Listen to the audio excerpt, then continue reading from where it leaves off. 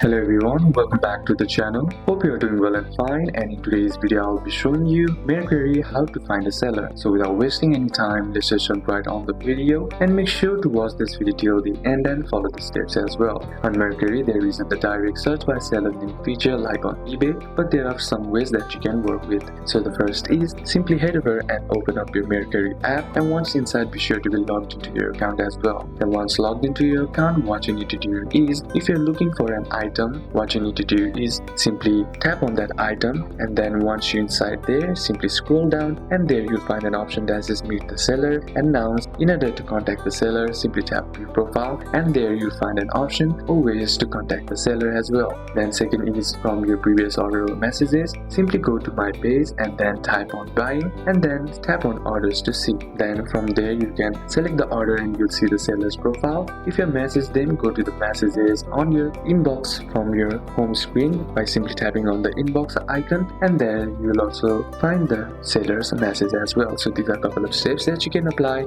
and that's it for today's video guys. If this video was useful to you, leave a like, give it a comment down any questions that you have, and see you soon on the next one.